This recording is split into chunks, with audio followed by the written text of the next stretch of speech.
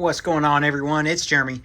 Got another tractor video for you. I got a new custom tractor, kind of added to a previous custom tractor.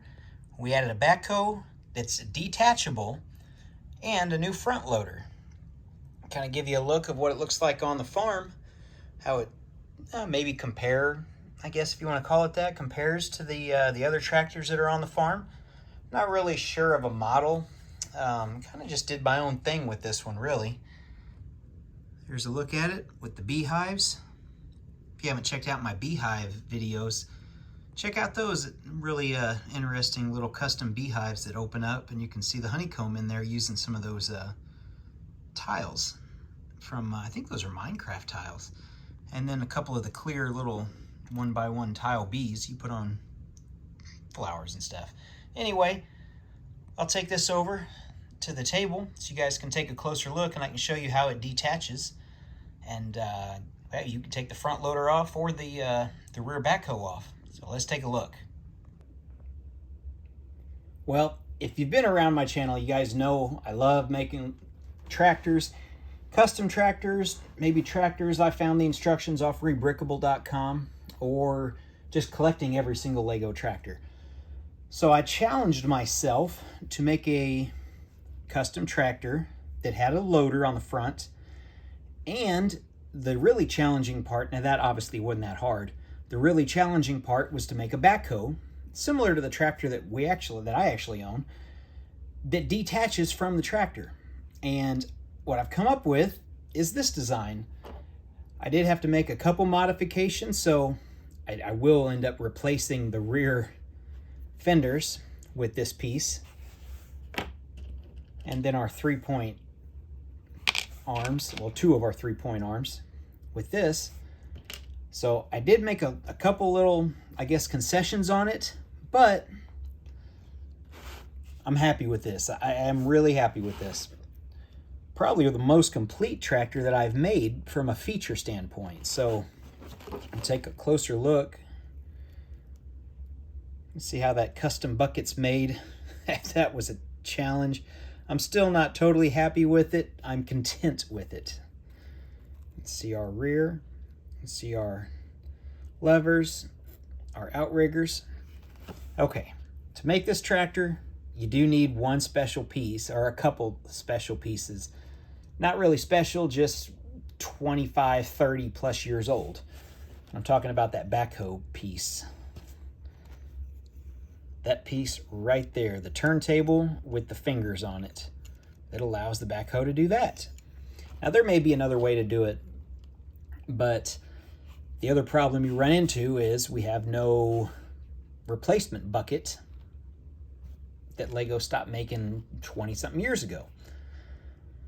So why not just use the old style pieces? Because it looks better, it looks more real. I probably could have brick built it like I did the front. I just didn't want to, and this is what I've come up with. Okay, our bucket, we can raise and lower, and there's enough friction on these pins, which I'll show you in a second, to be able to do that. The bucket does detach really easy, and it's just 2 studs. You can see clips, how that all is on there, and it just clips on. So if I need to curl the bucket or dump the bucket, I can do that. And you'll notice, yeah, you got a little bit of play in those arms. Not totally realistic, but you got to give and take with LEGO a little bit. So how'd I get it to attach to the sides? I use those lever pieces, which, I don't know, lollipops, I think sometimes they're used like that, but basically that black piece there. That's what are built in there. Yeah, I had to take these off because in my original tractor design, that's what those holes are for on each side, using the lights that just come out. When you have a loader on, I can't do that, so I had to basically even redo the front end because I needed front headlights on the front of the machine. Okay. Yeah, just those 2 studs, a little bit bothersome. I probably should have used a 4x bracket, but I couldn't find one. I like this because it's got a little bit of recessed recessedness. It's recessed a little bit. We'll go with that. In there to where it sits a little bit below it. Any of the 2x2 brackets that have 4 studs on the side, it sits a lot higher, so that it just didn't work. Anyway, you're here to see the backhoe. Obviously, one more thing, in case you missed the previous video, yeah, my tractor does have steering, or maybe suspension. And how is it done? The ball joint. Simple thing. If you have any of the mechs, or just really most sets, you have an overabundance of ball joints that you don't have any use for unless you're making mechs or robots or anything else. Mine are in a drawer. I probably got 200, 300 different ball joints that I have no use for, so I started trying to use them. Okay, this comes off. Obviously, you can see that. We'll just leave that on the back. So we've got a decent reach. I don't know what the reach total is. Let me grab a 16 by 16 plate. And there, we have at least a 16 stud reach with our backhoe.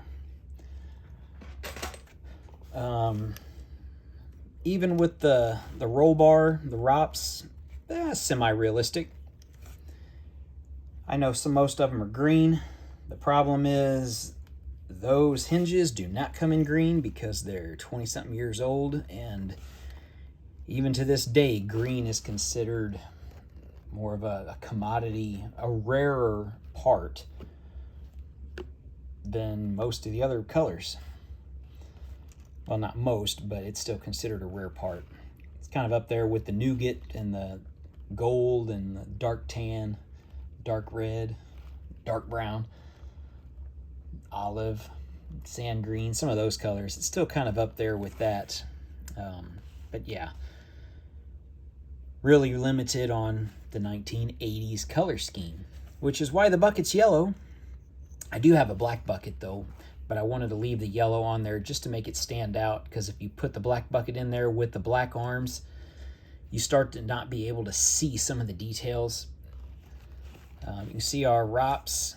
We've got our rear lights and our work lights. Get in there, you can see our different gearings for our PTO, maybe our forward, reverse, or different gears, fast, medium, slow, our e-brake, or just our parking brake. Okay, the back part here, this is the coolest part. So it just, as long as I don't tear the whole thing apart, will just pop off. Just like that. And I even managed to put a receiver hitch, the coupler hitch on there. And how's that done? So we look, and it's those hinge pieces. The bar part of the hinge piece is in there. And I know, yeah, there is some really fragile connection points on that.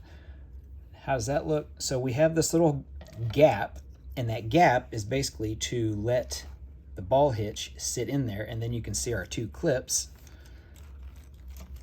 to where when you're not using the backhoe, we just set it like that, just like in real life. If you guys have a tractor with a backhoe that detaches, that's how ours does. It just sits it, and then we go on our way.